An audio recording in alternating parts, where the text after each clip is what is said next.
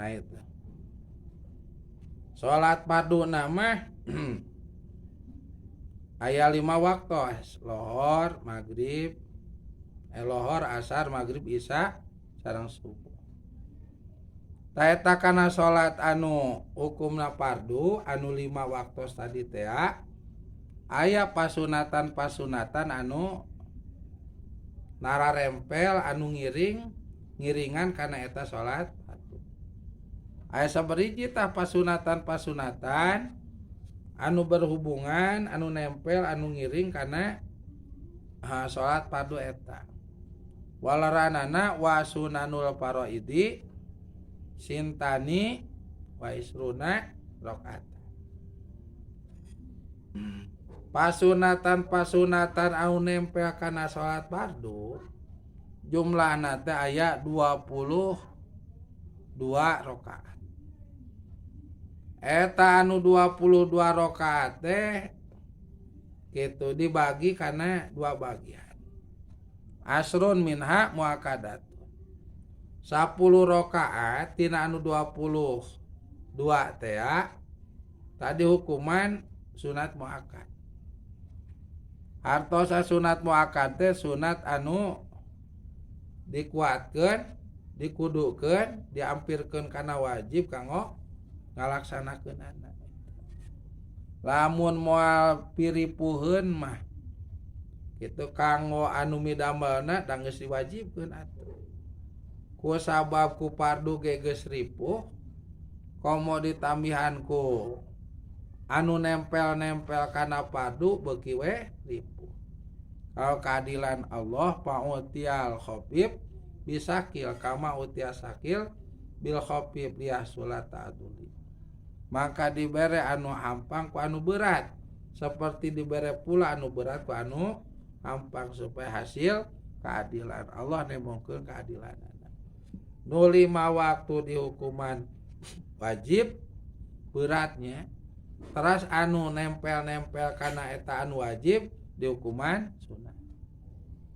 Anu kabagi 2 teh nu 10 tadi hukuman sunat muakkad. Mana rupina? Wahya ari rakaat eta rakaatani qabla subhi wa rakaatani qabla duhri wa rakaatani jeung 2 rakaat ba'daha dina sabah duhur wa rakaatani sareng 2 rakaat ba'da maghribi dina sabada netepan maghrib.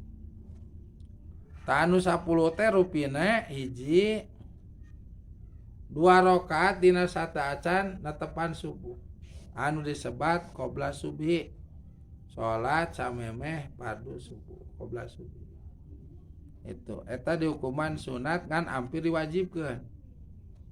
Nah, ku sababaka ripuh lamun diwajibkeun walaupun subuh 2 rakaat da atuh deuk salat subuh na ripuhnya kudah gugah heula, kudah kacai heula gitu.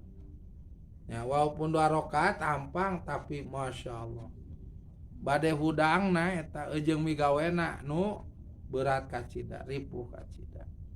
Maka salat sunatna sataacan fardu subuh di hukuman sunat muakkad. Itu. Anu nomor kadua nyaeta 2 rakaat memeh lohor jeung 2 rakaat sabada lohor. 2 rakaat. Nah, jadi 2 rakaat sabada samemeh lohor, 2 rakaat sabada lohor. Janten 4 tambah 2 nu qabla subuh janten 6. Wa rakaatani badaha wa rakaatani badal maghribi wa rakaatani badal isya'i. Tami ku 2 rakaat sabada ku 2 rakaat sabada maghrib. Nah,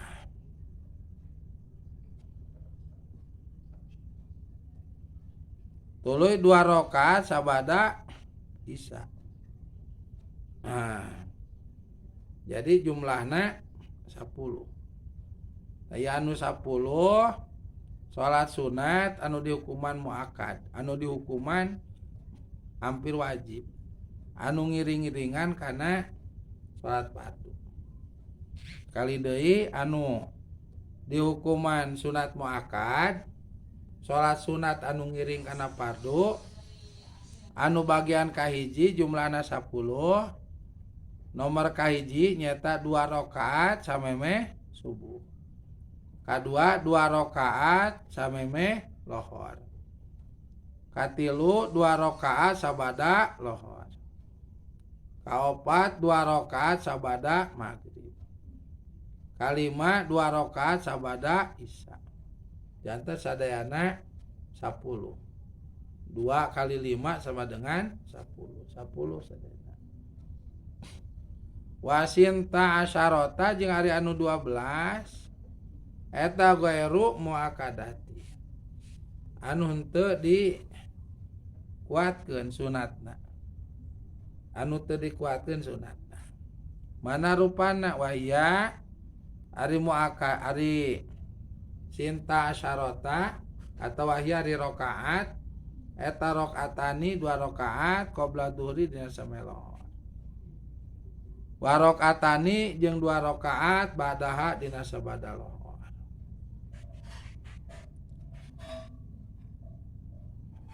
ziyadatan halna nambahan ala muakadati karena pirang-pirang sunat muakad wa arbaun jeung 4 rakaat qabla asri dina samemeh salat asar wa rakaatani jeung 2 rakaat qabla maghribi dina samemeh salat maghrib wa rakaatani jeung 2 rakaat qabla isai dina samemeh salat isya tah salajengna 22 atau sanak 10 kantun 12 taya anu di 12 mah dihukuman sunat anu henteu muakad gitu henteu muakad teu di perkesal teuing gitu teu dikudukeun pisan teuing henteu ampir diwajibkeun ieu mah gitu tapi sok sanaos gitu ayeuna mina sunat anu berhubungan jeung salat sae lamun dilaksanakeun tapi lamun teu aya madarat aya halangan aya panguduran sehingga dikantunkeun teu janten perkawis tapi lamun ku sabaroream ngantunkeunana hariwang kana katerangan ieu man ahana sunnah ahanal fardhu sing saja mah anu ngahinakeun nganggap enteng karena padamelan sunat maka hariwang we bakal nganggap enteng jeung ngahinakeun kana padamelan fardu tungtungna moal kana fardu sakitu keureuy sunat-sunatnya mana rupana salat sunat anu henteu dihukuman sunat muakad teh anu jumlahna 12 walaranana kahiji 2 rakaat samemeh lohor gitu samemeh lohor tabarudak ku sabab 2 rakaat samemeh lohor teh henteu sunat muakad jadi sunat umum wae sok aya nu ngaitkeun kana salat qabla jumaah sok aya dina palebah salat jumaah qoblana teu marigawe teu migawe model nu sanes mah ngadeg tuluy qabla jumaah komo nu ieu mah nya 4 rakaat nah anu 2 rakaat ieu mah boboraha 4 boboraha 2 migawe ge teu calik we eta nganggapna teh pedah sunat teh itu urang mah ulah kudu sieun bila mana nganggap teu perlu kana sunat mangka engke awal akhir bakal nganggap teu perlu kana fardu atuh bila fardu geus daya nu migawe mah salat teh atuh agamana eta jelema hancur agama jelema etana tuh anu hancur teh ari anu nyekel kana agama mah moal ngan eta jelema anu hancur anu nomor kadua nyaeta 2 rakaat sabada lohor apa cenah di luhur itu di luhur diterangkeun ari sunat sabada lohor teh gitu Pan di luhur geus diterangkeun. Salat sunat 2 rakaat samemeh lohor jeung salat sunat 2 rakaat sabada lohor teh pan sunat muakkad. Gitu. Sunat anu ampir diwajibkeun. Kari-kari ieu dia diterangkeun salat sunat henteu muakkad, maksana kumaha? Maksana 2 rakaat samemeh lohor jeung 2 rakaat sabada lohor anu henteu dihukuman sunat muakkad nyata nambihan deui 2 rakaat. Jadi qobla duhur jadi 4 rakaat, bada duhur 4 rakaat. Gitu. Henteu dimuakkadkeun kitu 4 rakaat nama. Kitu nya, anu dimuakkadkeunana mah 2 rakaat memeh lohor 2 rakaat, bada lohor oge 2 rakaat. Teu disunatkeun muakkad, teu dimuakkadkeun, teu diampirkeun kana wajib. Salat sunat qobla lohor 4 rakaat henteu gitu. Bada lohor oge teu ampir diwajibkeun 4 rakaat henteu. Kitu nya anu dimuakkadkeunana mah 2 rakaat sanes 4 rakaat gitu.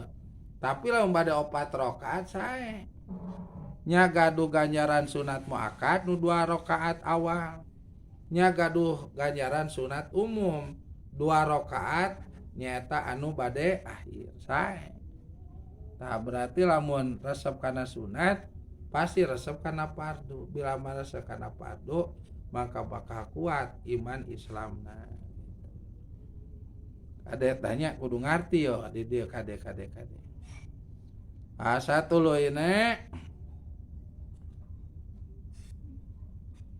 4 rakaat samemeh asar, 2 rakaat samemeh maghrib, 2 rakaat qobla isya.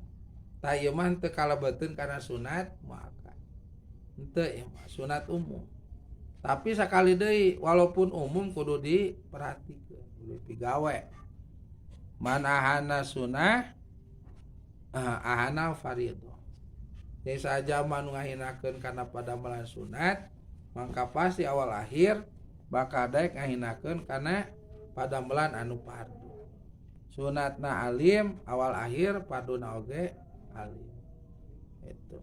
Bade saum saum sunat tos alim, mulud alim sapoe-poe acan. Rajab alim sapoe-poe acan. Ya. Satu ina nyawalan alim sapoe-poe acan. Senin alim, Kemis alim. Pokoknya alim niatna peda sunat, peda sunat. Tangke bila mah torojo Ramadan bulan puasa. Baka karasana teh berat nah hate teh. Bila mah torojo puasa teh lain bunga berat hate teh. Lieur pikiran teh lain bunga. Henteu kalebeteun kana katerangan man pariha bi kudumi ramadana haramallahu jasadahu minan niron. Sing saja mah anu ngarasa bunga ku sabab sumpingna sasi Ramadan maka ngaharapkeun Allah taala kana jasana eta jama kaul lebat kana pirang-pirang neraka. Tuh moal mah bunga da sunat oge geus tara daek migawe.